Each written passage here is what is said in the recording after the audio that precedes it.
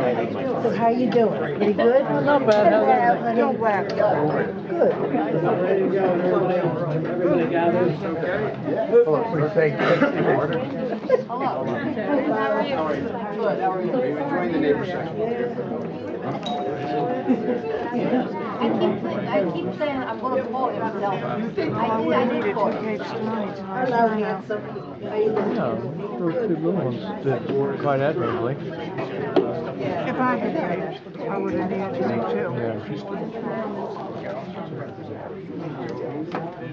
Okay, well, guess we're closing up. So on behalf of all of our visitors, I want to welcome you on behalf of the Historical Society of Hamilton. Can you hear me, Andor?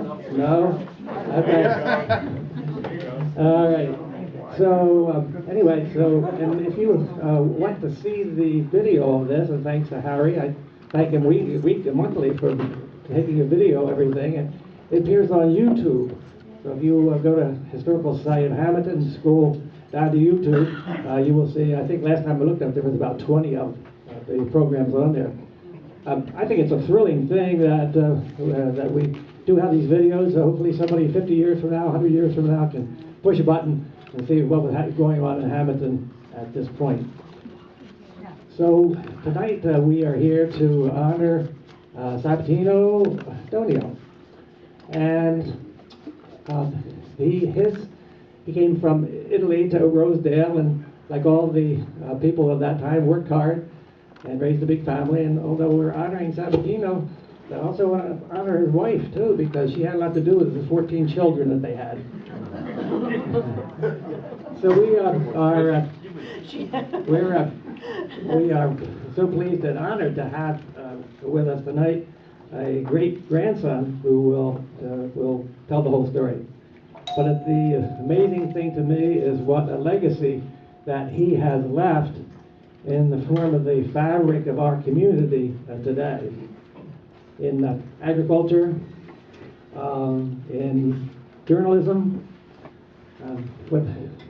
In journalism, I have to say this was the energy that drove the rebirth of Hamilton and the inspiration for it. For his brother Jim and the Revitalization Committee and the Eagle Theater, also an inspiration and follow through on that. And on the legal profession, that St. Donio was solicitor of the school board when I was on their late 70s, and he'd been there for quite a while, right, Diane? And then followed through by Ann and Willie, who is here tonight. So we have all those professions that are really part of our community fabric of our community today. So, so I'm pleased to introduce our speaker for tonight. He chose instead of getting into industry or journalism and so forth, he chose to serve his church and serve his God. And so it's with such pleasure that I introduce him tonight, and just want to tell you a little bit about him because he's probably too modest to tell the story. But he's now the director of the Catholic Apostolic Center in Washington, holds a number of other positions of Palatine Fathers and Brothers. His academic background includes degrees in history, church history, Catholic theology, adult spiritual formation, and church management. His degrees include a master's in theology, a master's in church history, a master's in church management, and a PhD from Catholic University. Not bad. He is also an adjunct professor at Fordham and St. Joe's College of Maine, and does pastoral work at the Catholic University at the University of Maryland. He gives presentations nationally and internationally on evangelism and on effective collaboration among his Catholic leaders. So it's with great pride and pleasure I introduce you to Father Frank Donio.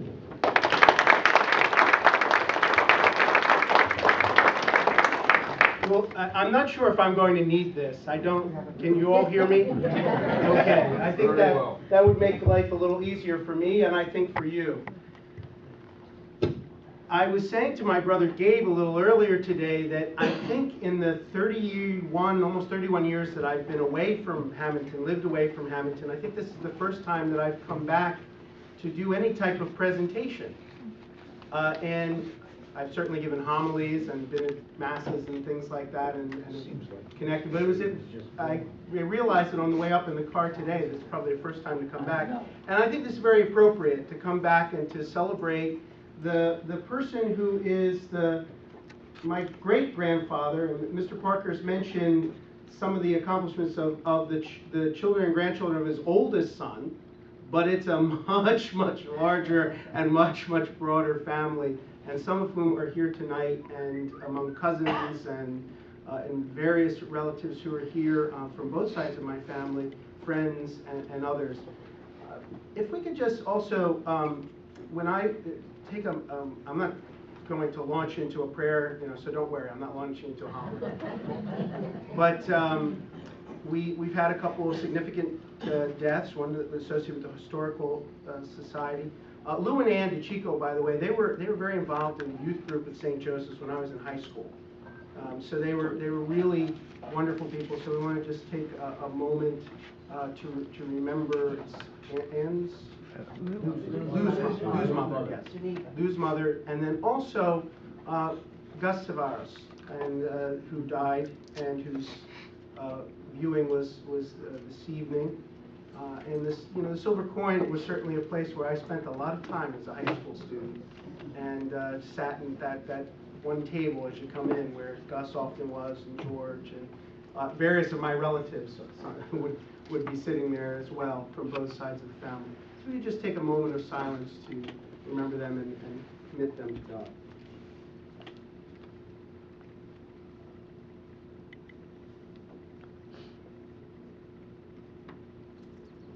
Thank you.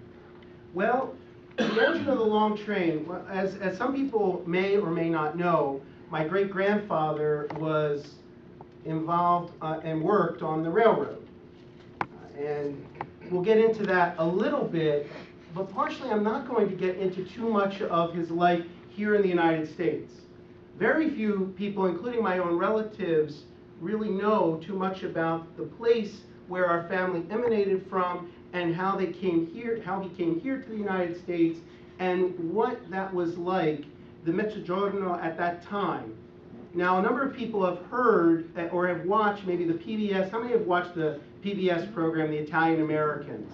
Okay? And it's great because that was just very recent, and we see what was going on there in Italy, in southern Italy and Sicily, at the time of this massive migration. And part of the work, research that I've done over the years is on immigration history. But this massive migration, not just here to the United States and Canada, but throughout South America and all the way as far as Australia. Did immigrants go out of Italy because of the situation there, which we'll get into in a moment. This was one of my dad's favorite pictures of his grandfather, who he spent a lot of time with as a boy. He was on the younger, well, not quite the younger end of the grandchildren, but kind of in some ways in his own way. But at a point where my great-grandfather was maybe active enough where he could just kind of sit there and listen to him and listen to what was going on and listen to him tell his stories. This is the long train, the 14 children, and we'll get into them toward the end. This is the 50th anniversary of Sam, as he was called here in the States.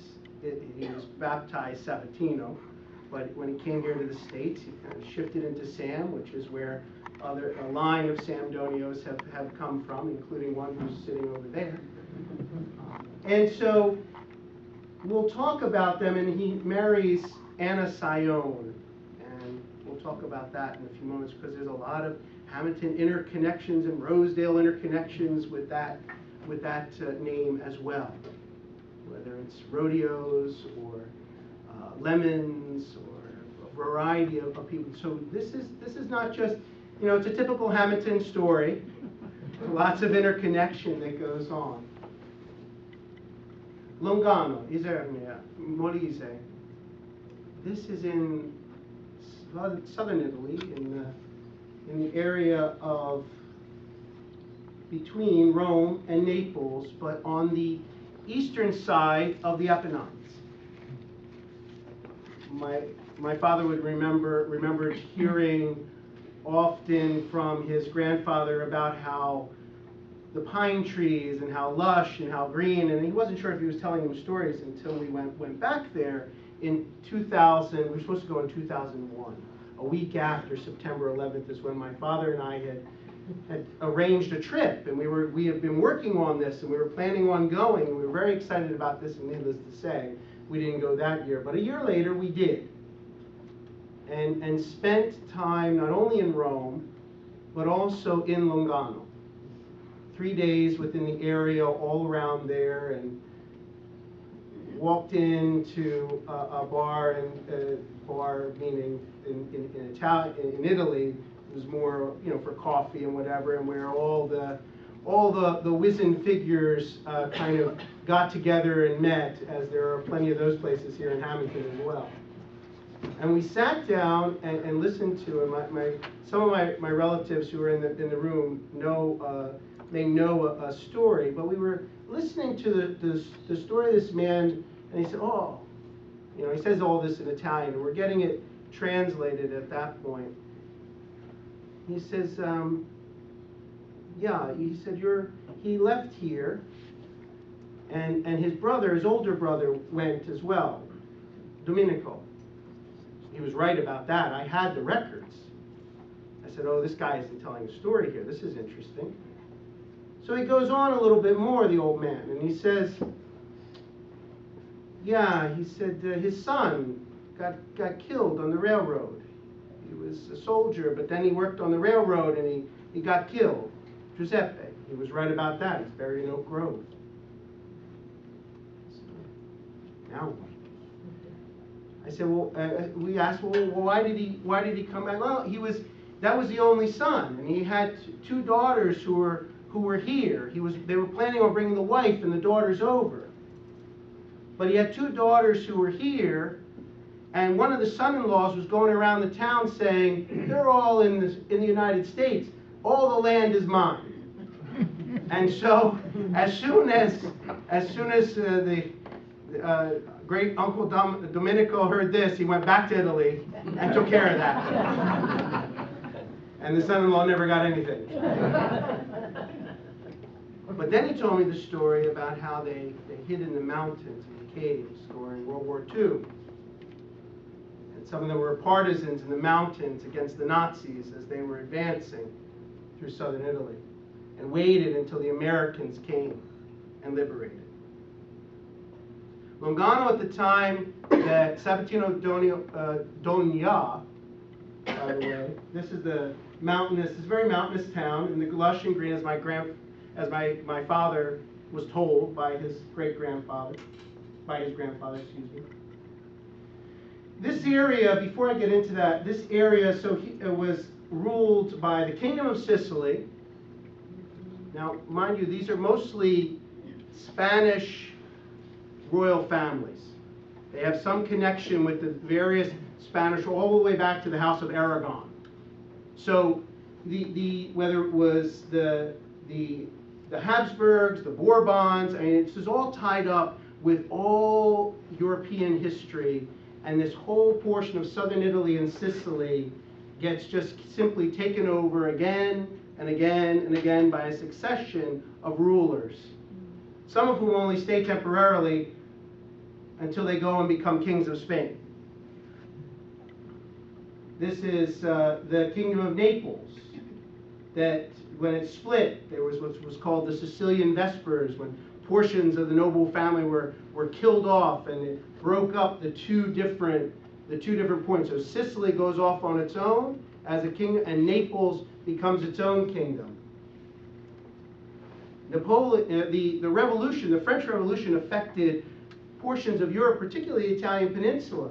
And at one point, in Naples, there's a republic that's declared, and also in Rome. The Pope has run out of Rome. So the desire is to foment revolution.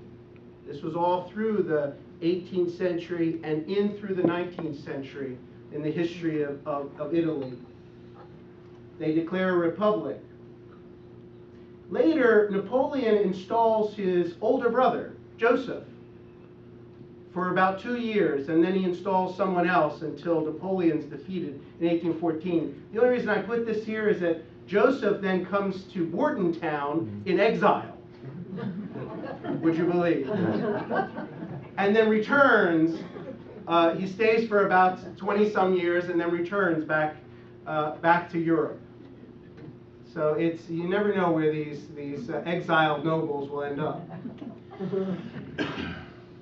So this area of Abruzzi Molise became a separate region in 1963 of Italy.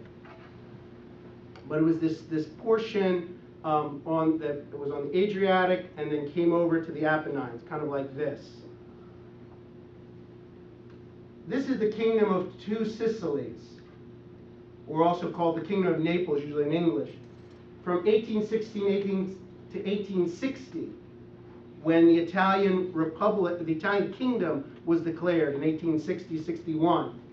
Notice all these different pieces that make up that coat of arms. These are all the different rulers over those areas, over those centuries, from the medieval times all the way up. So you notice that the mix that's there. And then the Italian Kingdom, which lasts until after the war. And when Italy lost the war, then a republic was declared, which is the current government, albeit with prime minister after prime minister after prime minister over these last years. The reality is that the Kingdom of Italy, as you may have seen on that program about the Italian Americans, the Kingdom of Italy was disinterested in the South. And what started to happen, because the South was a farming area, it wasn't interesting to the North. This wasn't the area where manufacturing was it wasn't the area where commerce was. It wasn't the area where education was. It wasn't the area where wealth was. And so it became more and more and more neglected. And so it's no surprise that after 1861, especially when you get up to about 1860, 1870, 80, 90, up until about 1920, that you have this massive migration out. Millions of people leaving southern Italy and Sicily and going to, as I said, here to North America, to South America, and then also to Australia. Because there was work, there were jobs, there were possibilities. And Sabatino was one of those people. That's why he left. The town of Lungano had 1,200 people when he was born. Today it has less than 600. More than half of the town is no longer there. Why? Because there's no opportunities. As the people even today will say, all of the children, all of the grandchildren tend to go away.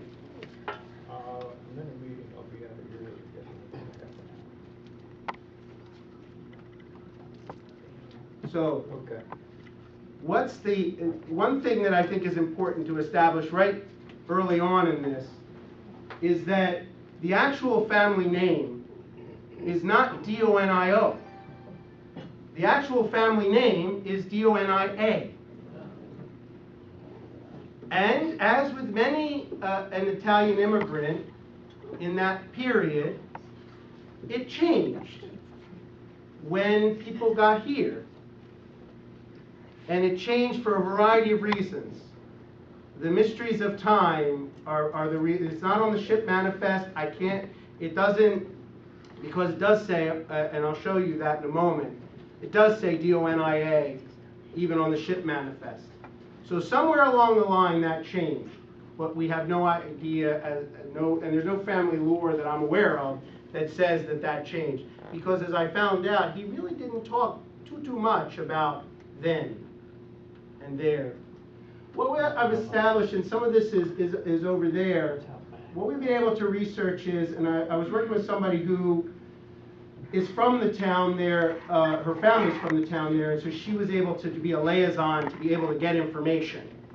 and she's a genealogist, and so and does this for pay, but was really very helpful in a lot of ways, also pro bono, to be able to find some of this, because our family was from Lungano.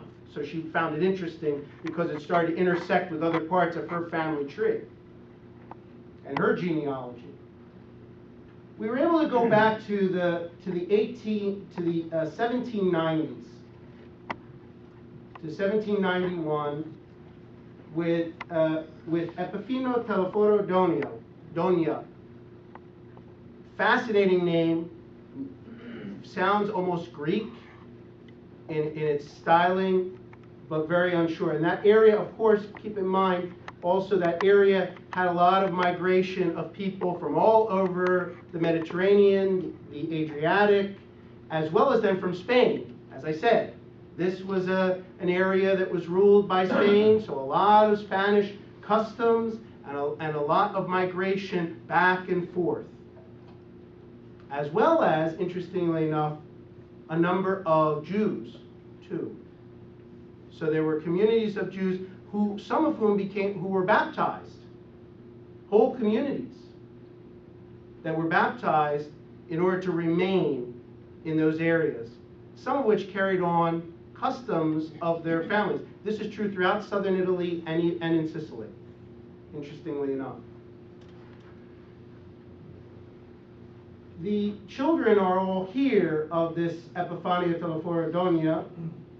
The sixth child is named Francesco Antonio Donio.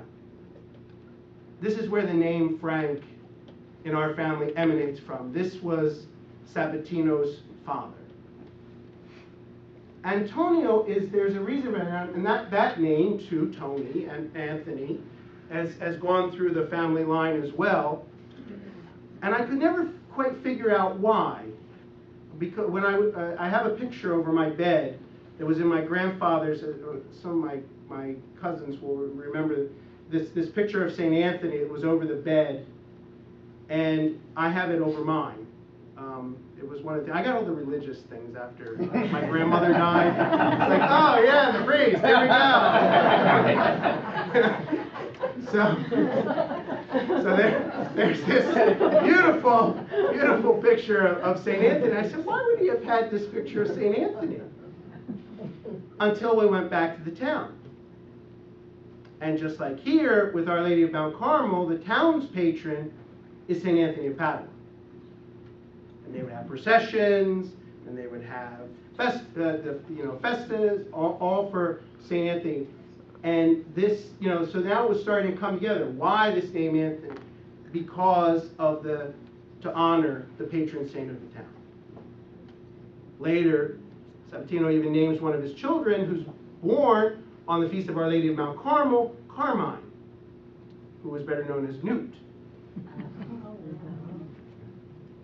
So that connection with this, these things continue on, and sometimes people forget, why would we do this? Well, these naming customs are very clear. My name, for example, is Frank Samuel Donio. It's purely a family name. Both of my grandfathers were Frank. But this great-grandfather also was, which really was something that struck me.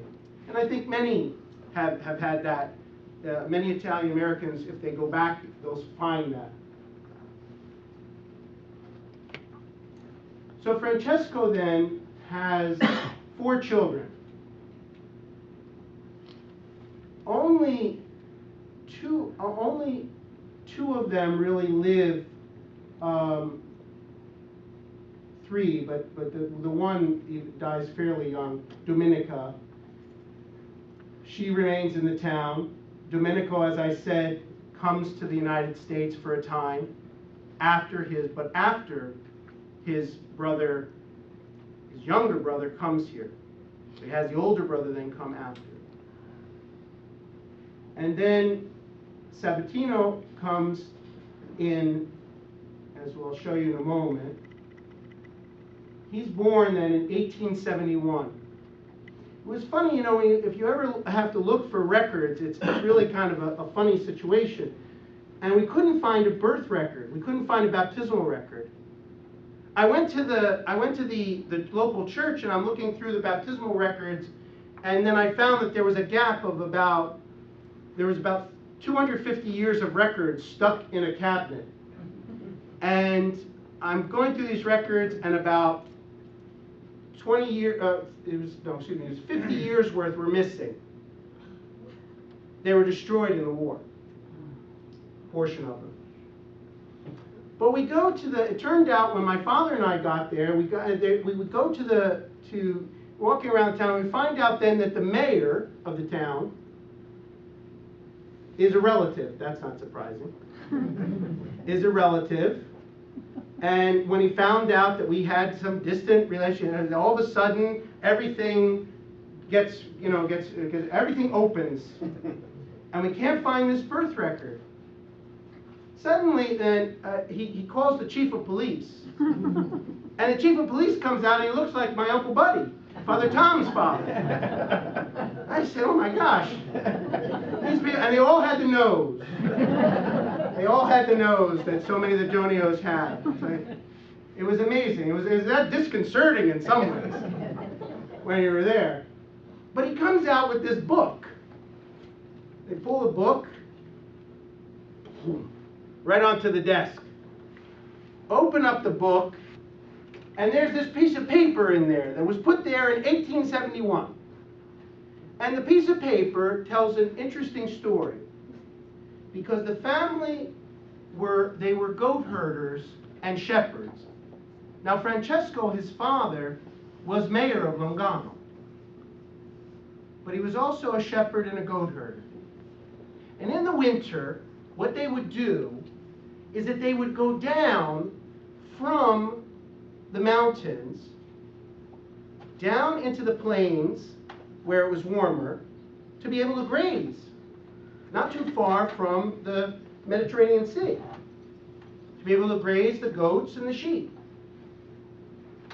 The reason why we couldn't find a record is because the records weren't in order, because in February, while they were away, that's when Sabatino was born. Because the whole family went. Not just the men with the sheep and the goats, the whole family went and relocated to their winter location. And those records are over there. So he was actually born in a place called Carinola in Caserta in Campania. Not far north of Naples. So here, if you look at this, there's a gray piece up there. That's where Longano is. That's where they would go every winter. So there's quite a distance. And here's Naples, okay? Just to give, if anybody's trying to get a sense of where that is. And as a result, they had to send the record back. And it was along this street that heads up to what they would call Chiesa Madre, or the Mother Church, which is actually San Bartolomeo or St. Bartholomew Church. Along this street, somewhere along there, we don't know exactly the house, that's where he lived, the family lived. But there weren't cobblestones at that time. It was a pretty rough place. But it is a beautiful place. Very lush, very green, and filled with the trees and figs and all sorts of, it's just a very, very beautiful location. But as I said, other than rough agriculture, goat herding, shepherding, baking bread,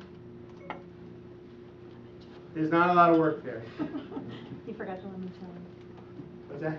Limoncello. Limoncello. No, yeah, the limoncello. This is the piazza there.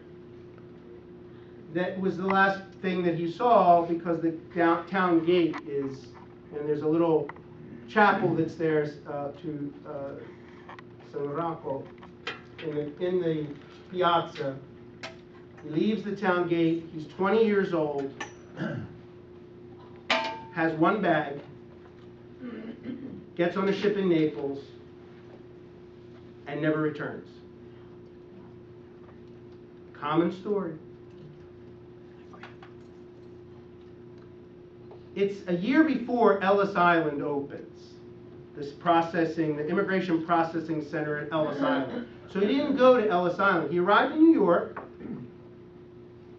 on this ship, the Chandranagore. It left Naples and it arrived in the United States on December 10th, 1891. So he was now about 20 and a half because he was born on February 11th. One record says February 11th, the other record says February 13th. And I don't have a baptismal record to match it up, so I don't know. One of those. He always, I think, celebrated February 11th, as far as I'm aware from relatives. Arrives in the United States, and the ship manifest is over there on the tables. And you'll see the yellow line. There's his name, the 20 years old, a laborer from Lugano. The name is here, Donia, as I mentioned. He's a laborer from Lugano. Where is he going? He's going to Philadelphia. And he's got the one bag. The only reason he would be going to Philadelphia is because he knew somebody in Philadelphia. That there was a job in Philadelphia or in its environs. And to this day, there are people from Lugano who live in Philadelphia. And eventually he gets a job on the railroad.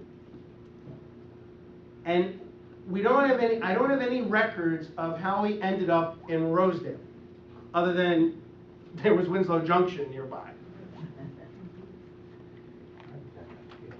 He then meets, there's somebody else working on the railroad, Mr. Sion, who has his, and Joe Rodeo can tell this story better than I, because these are relatives on that side of the family. And this came from the Rodeo family, this particular listing here, and Mr. Sion says, you know, I've got daughters. You look eligible. So, some records say Annabella was her name. Other records say Gaetana was her name. We do know that there was an Annabelle who recently passed away, my aunt. So, we'll maybe go with that. But they end up meeting. She was born on March 4th, 1880, dies on June 8th, 1973. I remember as a kid going over because my grandparents' house was next door. My grandfather was the oldest, so he built next door. And I remember going over. And my older cousins will remember them more than I just remember my great-grandmother in the hospital bed being taken care of by my two aunts, Margaret and Edith. But you know, these were both of them were people who lived, think about this, into their 90s. Next week, on May 16th, will be the 50th anniversary of Sabatino Donio's death. He lived till 1965. Born in 1871. And we'll talk about later, there were daughters who lived into over 100, including one who just turned 100, who's still alive. They're married in St. Joseph's, but not the 1919. This is 1919 St. Joseph's. Next to it, both of these were destroyed at the building of the current St. Joseph's Church in 1964. And this one that was built in 1886 is where they were married. So this what became a chapel later. Not by a Palatine, not by a member of my order, because we didn't arrive in Hamilton until 1901, but then remained here for 102 years. If you want me to come back and tell that story, I'd be happy to. Because it has a long story, and we still are here, by the way, because the cemetery for my province of Palatines is in Holy Sepulchre. So we still have a presence here. There's the marriage record from now St. Mary of Mount Carmel Parish, from St. Joseph's, where they were married, which was on October 9th, 1897. October 9th, 1897. Years later, a grandson and great grandson and great granddaughter-in-law got married on the same day of October 9th.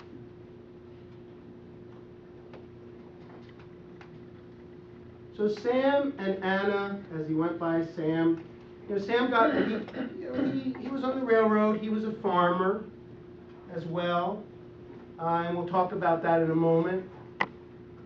Mostly, he had his kids' farm, and as well, a number of them went into farming and produce, as many of you know. But various other professions. Some of them were involved in the clothing industry and seamstresses, and others were involved in a variety of other pursuits. Many of them went to different areas of the country or different areas of the region here. The oldest was my grandfather, Frank, born in 1898. And then you see the list here, Anthony and Lucy. Lucy, who lived to be over 100. I remember going to visit her one day. She lived in Philadelphia. And one of my community members, some of you might remember, Father Bob Nolan, his mother died, and at St. Monica's Parish is where they had the funeral. And so I said, oh, my great aunt Lucy is there, and cousin Eddie, they're somewhere around here. Let me find if I can find Durford Street. So I did, and I walked by, and then I found it. We go inside, and there's Aunt Lucy in the front pile, and it's Eddie, and Eddie Capuano was finishing off all of her stories. She's 101. And I said, well, Aunt Lucy, because he tried to explain, she wasn't quite, she was 101, so she wasn't quite who I was and what the connection was. And I said, Aunt Lucy, I said, how come you left Hamilton? She said, my husband came along, and my brother Frank, he was sometimes a tyrant, so I left. And then Eddie said, but this is Frank's grandson. She didn't say anything. I don't know. But the interesting thing was, growing up in Rosedale, she made sure when she bought the house that she lived in, I think it was for 70-some years, when they bought that house, it was across from a cemetery of a Methodist church, which was open ground in Philadelphia. She could look out of her window every day to open ground and see grass. And that's why she bought right there, because it reminded her of home. It reminded her of Rosedale. The rest are, this was at the Silver Fox, because Aunt Mary Perna was, that was their place, the Silver Fox. So this is where this 50th anniversary, and that's what this is, the 50th wedding anniversary. It's all 9 sisters, 5 brothers, all together. Probably a wonderful, for me, a really happy thing was I was able to, when I was ordained in 1994, I was able to take a picture with all 9 sisters, which was really neat. The only ones who are left is Aunt Anne, who is in Texas. She was in the military nurse. Her husband was in the military, an officer. They retired to Texas, raised their family there, and she just turned 100. And it's just outside of Fort Worth. Aunt Edith and Aunt Gloria, shows her here, so Aunt Gloria Capuccio, they are still among us, and that's a fantastic legacy that continues. So the railroad and the farm, here's Winslow Junction, and then the homestead. Initially they had a house that was along Old Forks Road. It's not there anymore, but there was a house there, and then this house that's still there, and then the house next to it that was the home of Frank and Millie, the oldest, and his wife, and also then my own father, uncle and sister. So a lot of shuttling back and forth. You can see the farmland, of course, even to this day in back. This is a Google shot. Google's taking everything these days. So here's this man. Was it one of these remarkable lives? I mean, remarkable in the sense of tremendous accomplishments that the world would see as accomplishments? Well, I think if you have 14 children, that's quite the tremendous accomplishment. I think if you can sit there and eat one bowl of ice cream with 2 spoons well into your old age with you and your wife, and still have that kind of tenderness with one another, I think that's an accomplishment. Certainly a family that has done all sorts of things. I won't get into listing because it's too long, it's too numerous, and it is an amazing thing that this man would get on a boat, on a ship, at 20 years old, with one bag and the hope of a job, and his family would still be here in this community that he came to, where he was married in. As they say, who does that? But this story is not much different in some ways than a lot of the stories of the Italian Americans who came and the Italian Americans of Hamilton, and who have contributed to this community together with those who came before and those who are now here and have come after and still come. Not just as immigrants, but people who come and make contributions. And that's a beautiful thing, and one that we can sit and appreciate, and you see the tenderness between the two of them. He died, as I said, 50 years ago, next Saturday, on May 16th, 1965.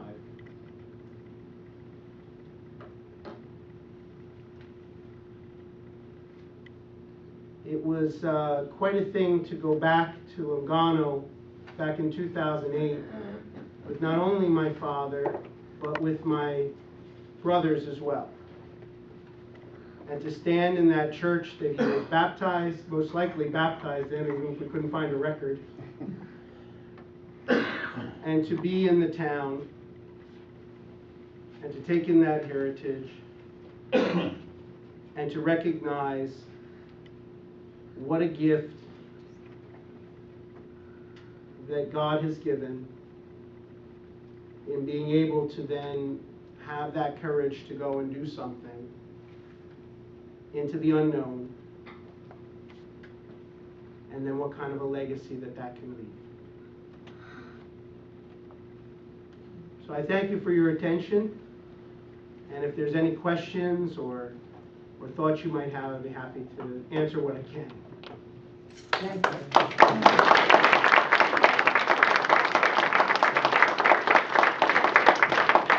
I have a question. Sure. Probably the most minor, of course. But did they have herd the sheep and the goats all the way to from the summer residence to the winter residence? Yeah, that kind of migration was a very common thing.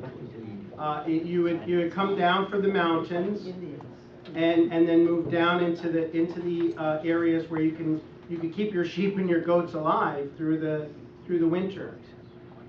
And then you would move back up into the mountains, then come summer. So it was yes, they would herd them down. But they would be going as groups. Yeah, we have to understand that it's not just one family. This would be multiple people who were shepherds and goat herds, and they would all go in groups. If you've ever seen films with people, there's lots of shepherds, but what people don't realize is whole families would go, and would make these migrations and set up set themselves up in those other locations. How long it would take them to? I have no idea. I mean, it's a lengthy, by car to that location will take, from Lungano, would take about, even on the superhighway that's running kind of up and down the Italian peninsula, I think would take about 2 hours by car. So imagine, over and up and down and on all kinds of interesting roads. I said, you saw that cobblestone street? That they did in the 20th century. It was all mud prior to that. And the animals would live underneath the house. And it would also it would warm the house up too, because they were underneath. So the warmth would come up, and a lot of other things would come up through the floor. Did he retire? How long did he work for the railroad? Did he retire from there? I don't have any of that information. No, I stayed out of what happened after the United States, other than he had the kids. But I remember 2 things. One of the things he always would tell your father, he would say, go fetch me that check. He always had. Fixing that railroad. They never expected me to live this long. The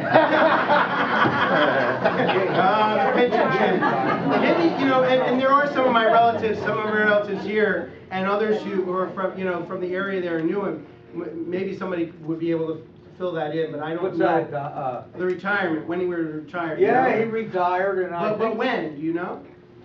Well, when he turned 65, and whenever he would go pick up his check. Well, now that makes sense, sure. This came from your father. Okay. He figured that he was getting something for nothing. Right. And he would say, ha ha, took advantage of them again. Keep in mind that he could not read or write. And he had my grandfather read things for him, and then he would put an X, or he would try to sign, but he could not read or write. This is another remarkable thing. But again, very common. Very common of the time. And he built those chairs. The chairs and okay. Feel free, my cousins who are here and relatives who are here, feel free to fill in, because as I said, I stayed kind of on the other side of the pond here. I'd like to tell one story. Okay, yeah, He, of course, your uncle Sam, the attorney, he always referred to him, which is his grandson, as the crook. That would have been your One time, he's going on a story and about and your father was there, and I happened to be there, and he says to him, and he thought that he was failing a little bit, and he says, I'm Sam's brother, and he said, oh yeah, the crook. Why do you say that, Grandpa? Didn't he just do some work for you? Yeah. He says, and did he charge you? No, he says, come to think of it, that crook, he never did.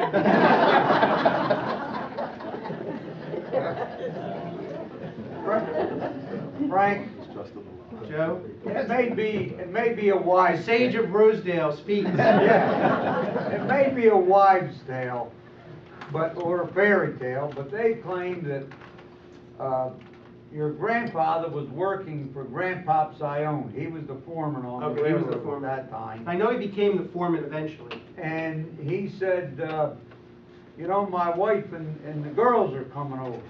Yes. And your grandfather said, well, listen, when they get here, I want to marry your oldest daughter. And he said, okay. Yeah, I heard it was the other way around, but that's okay. And that's what, I mean, that story, I must have heard it 150 times. Now, one day your grandmother come over the garage, and we used to call her Aunt Donio. And my father said, Aunt Donio, how's Uncle Sam doing? She said, now they were married 65 years at that time. She said, that man, I don't know how many more years I can put up with it. One of these days, we're gonna get a divorce. Well, the shooting from the hip, there you are. What was the age difference? How many years did they have the 14 children? Well, I think here's the birth dates here. Let's pull those back up here. Okay, so from 1898, first child's born, the last child's born 1927. Now, I would, you know, and I didn't ask too many questions. Let's be realistic. In this period, as you know, up to today, when you have gaps, there's usually a reason for those gaps in years. Okay, so there may have been a child, and you know, so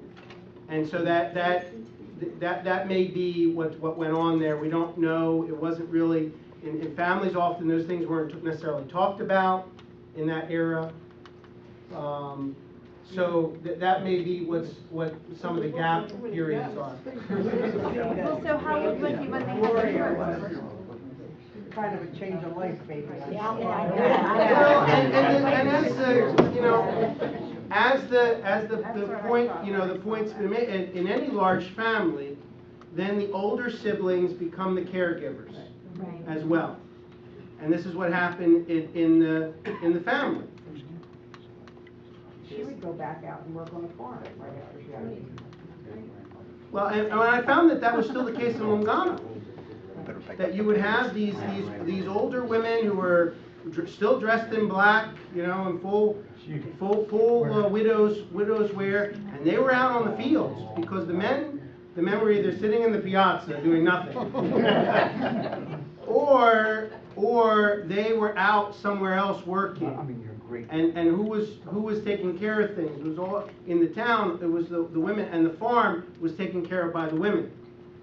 So even what happened in terms of the farm that he had, the fact that the girls and the wife and so that's what went on back. That was exactly what happened back in Italy, back in Lungano.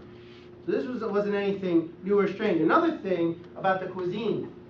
My father would talk about how my great-grandfather would have red peppers, he'd string up, and he'd take the red pepper and he'd crush it right over his macaroni, his pasta. Hot red pepper is part of that, and bread ovens. Bread oven, brick bread ovens are two things of that area. And there was a brick oven that was in the yard, and the red pepper is part of that area's cuisine. So again, little things that just keep carrying on, and people don't know years later why did we do that? Well, that was from there. That was from there. Paula, sure. I have a little story. When my mother was born, my mother's Gloria. My Aunt Margaret told me this. My grandmother was 48 when she had my mother, and she gave her to Aunt Margaret, and she said, "You take care of her. I'm done." And that was it. And she kind of You can't blame her. Aunt Katie used to tell stories like that. She said she said that's how you had to raise. That's how the only way you could raise all those kids is the older kids had to basically raise the. And Aunt Katie also reaffirmed what you said that Aunt Lucy said, that our grandfather was a little bit of a tyrant. So she did say that Frank was a but the oldest was also, and that was the thing. The oldest son was also supposed to keep a certain amount of order within the family. With that many siblings, with that many things that were going on with the needs of the family, this was not a family that, because he owned some land, it came across that, oh, he must do it. They didn't have much. But they had each other, and they had a work ethic, and they had the ability to take things from there. It was a 3-bedroom house. I mean, am I right? It was a 3-bedroom house, basically? Yeah, 3-bedroom house. It's not Well, that. it kept getting added on to, I think. Additions kept going. It was one down and one up, and then it kept. Wait a minute, Yeah. But the one on Old Forks Road is one room down and one room up. Because this was an open porch, Right. you know, this, at some point. Frank? How did the O come into the Donio? That's a good question, Frank, and that's the one that you can research. My nephew, the Frank Matthew Donio over there, and we don't know. Somewhere along the line, somebody here, but it's consistent. I will say this though, The whole country. it is consistent around the country. Other than there are a couple of odd situations of Mormons in Utah who somehow took the Donio name, but it really wasn't theirs. Very odd. But there are lines of the family that with that consistency of the O that are in the Allentown area, and that name Pietro, that name appears. Frank appears in that family. Sam doesn't appear, interestingly enough, but a couple of the names, other names in the line appear in those lines too. I don't know if you researched any of it, but on Facebook, I had this whole long line of Donios. Yes. And they were all from the Philippines. Yeah, there's variations of the name in Israel, in the Philippines, in Thunder Bay, Canada, and they're mostly native Canadians. Most likely that's not, it was some adaptation of a name that ended up matching. But Donia, interestingly enough, here in this country, they were not Longanese who came here.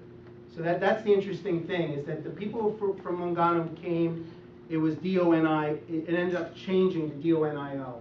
There was a consistency, and then they ended up knowing one another. In fact, there was a doctor who used to come down who was a distant, you know, like a cousin, somewhat removed, but who would come. Any other questions or comments? I have many more pictures of Longano that are over there on the table. Some of the documents that I show you, some of the pictures that are there that were in the PowerPoint presentation. Feel free to take a look at those. I want to thank you for your attention, for the time, and for the invitation. Thank you, Mr. Parkhurst and the Historical Society of Hamilton for inviting me here to do this. This has been really a wonderful opportunity to come home and to do this, and I want to thank you. Without Hamilton, I really wouldn't be the person I am today. And so, certainly without my family, I definitely would not be the person I am today. And so I'm very grateful for the roots that are here. So thank you.